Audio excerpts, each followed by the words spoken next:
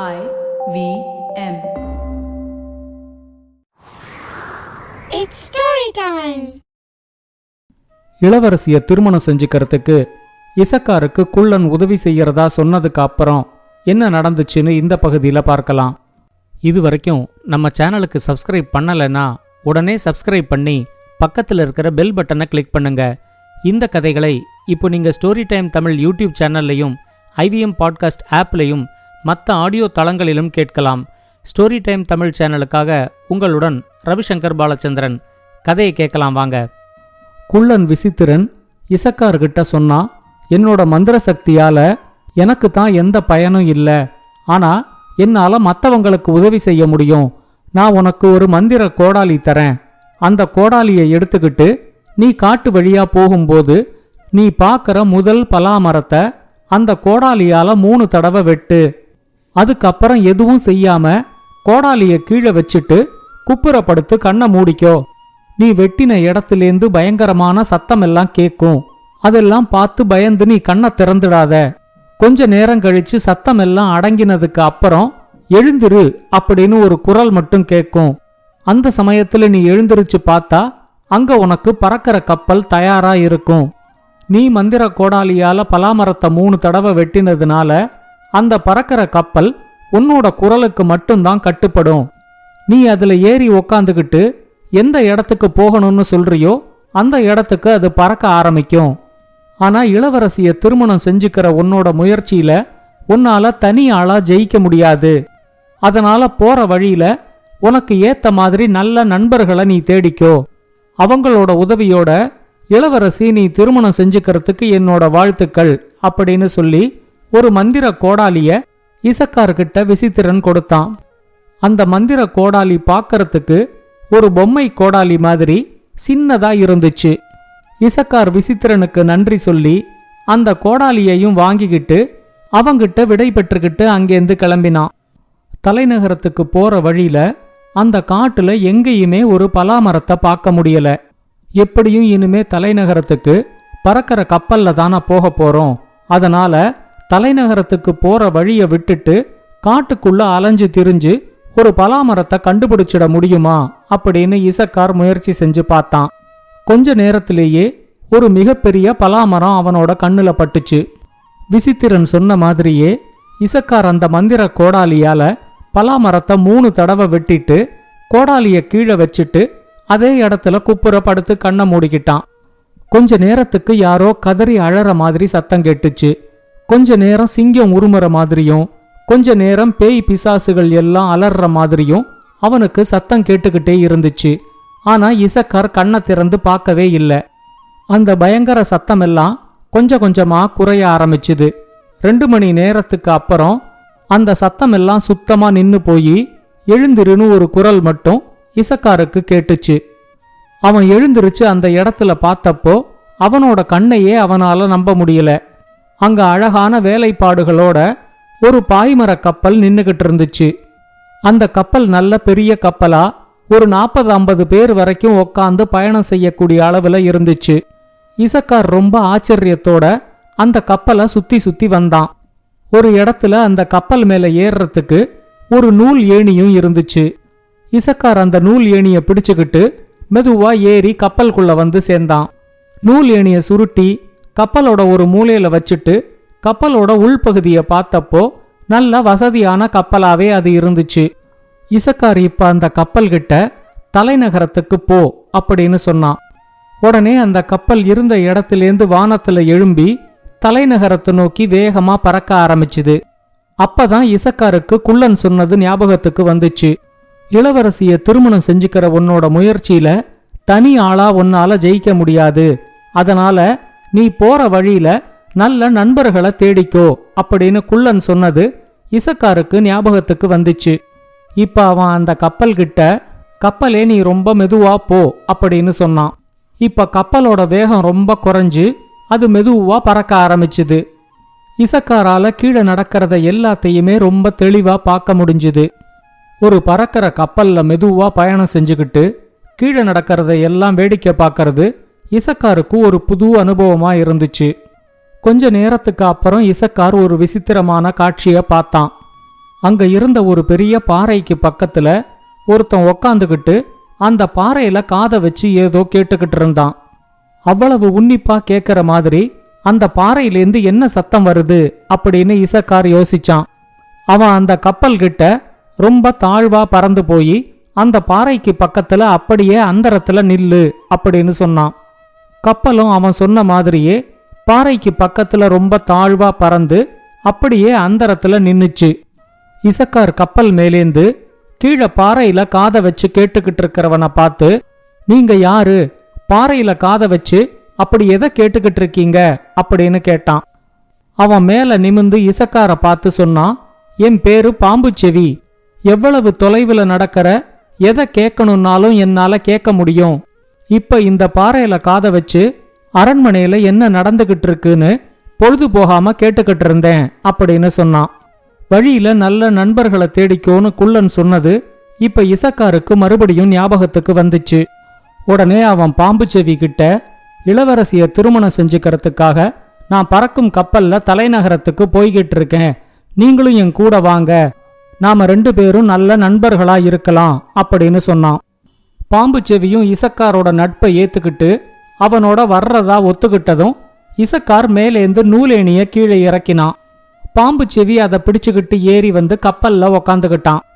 அவங்க 2 பேரையும் சுமந்துக்கிட்டு அந்த கப்பல் மறுபடியும் மெதுவா பறக்க ஆரம்பிச்சுது. பாம்புச்செவி இசக்கார்கிட்ட, உங்க உடைகள் எல்லாம் அழுக்கா, ஏன் இவ்வளவு மண்ணு ஒட்டிக்கிட்டு இருக்கு அப்படின்னு கேட்டான். இசக்கார் அவங்கிட்ட, இந்த பறக்கும் கப்பல் தயாராகிற வரைக்கும் நான் மண்ணுல குப்புற படுத்துக்கிட்டு இருந்தேன், அதனாலதான் என்னோட உடைகள் இவ்வளவு அழுக்கா இருக்கு அப்படின்னு சொன்னான். அவங்க 2 பேரும் கொஞ்ச நேரம் பயணம் செஞ்ச அப்புறம் ஒருத்தன் தன்னோட 2 காலையும் ஒரு கயிறால சேர்த்து கட்டிக்கிட்டு குதிச்சு குதிச்சு காட்டு வழியா நடந்து போறத கவனிச்சாங்க. அவன் நல்ல உயரமா இருந்தான். அவனுக்கு 2 கால்களுமே நல்லா தான் இருந்துச்சு. அப்புறம் ஏன் அவன் 2 காலையும் சேர்த்து ஒரு கயிறால கட்டிக்கிட்டு இப்படி குதிச்சு குதிச்சு கஷ்டப்பட்டு நடக்கணும் அப்படின்னு இசக்கார் யோசிச்சான். கப்பலை தாழ்வா பறக்க சொல்லி இசக்கார் அவங்கிட்ட, உங்க 2 காலும் நல்லா இருக்கும்போது நீங்க ஏன் அதை 2ஐயும் சேர்த்து கயத்தால கட்டி இப்படி குதிச்சு குதிச்சு நடக்கிறீங்க, கயத்தை அவிழ்த்து விட்டா மத்த எல்லாரையும் மாதிரி சாதாரணமா நடக்கலாமே அப்படின்னு கேட்டான்.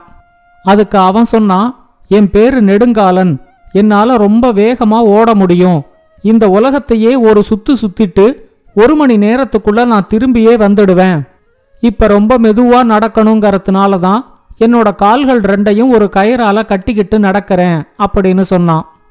உடனே இசக்கார் நெடுங்காலன் கிட்ட, இளவரசிய திருமணம் செஞ்சுக்கிறதுக்காக நான் பறக்கும் கப்பல்ல தலைநகரத்துக்கு போய்கிட்டு இருக்கேன், நீங்களும் என் கூட வாங்க, இங்க ஏற்கனவே பாம்புச்செவின்னு ஒருத்தர் இருக்காரு, நாம 3 பேரும் நல்ல நண்பர்களா இருக்கலாம் அப்படின்னு சொன்னான்.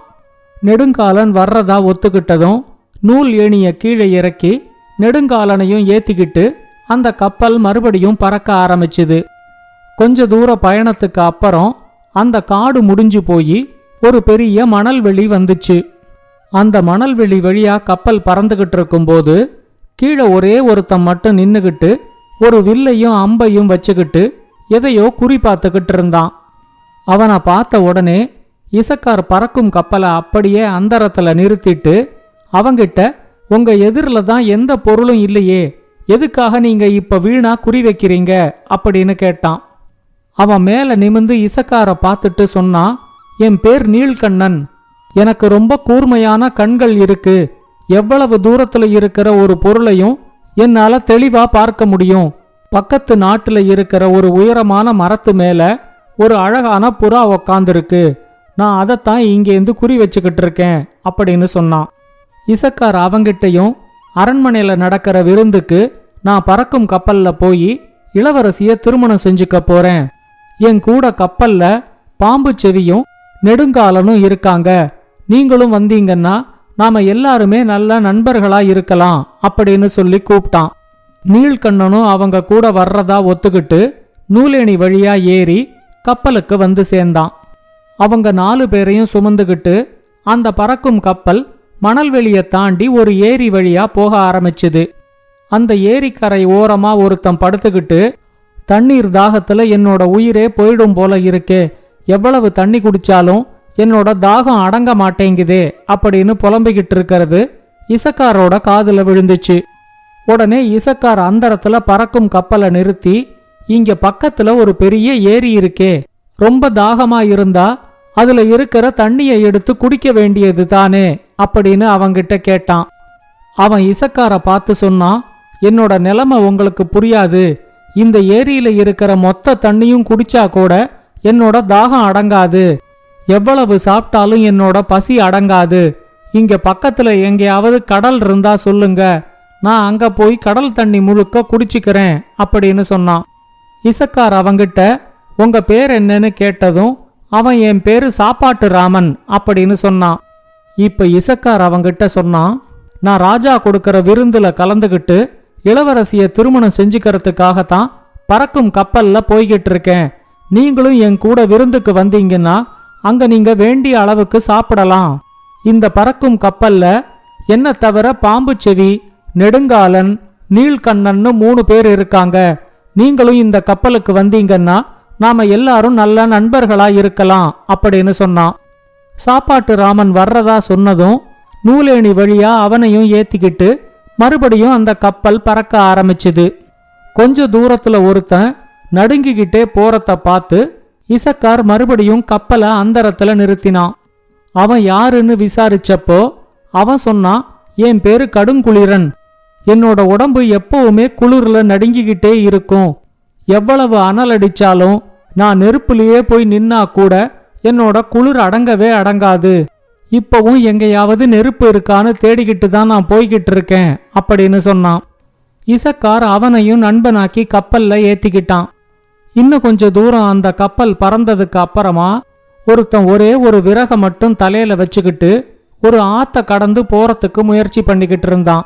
இசக்கார் மறுபடியும் அந்தரத்துல கப்பலை நிறுத்தி, விறகு என்ன கிடைக்காத பொருளா, அதையும் தலையில சுமந்துகிட்டு ஏன் ரொம்ப கஷ்டப்பட்டு இந்த ஆத்த கடக்கிறதுக்கு முயற்சி செய்யறீங்க அப்படின்னு கேட்டான்.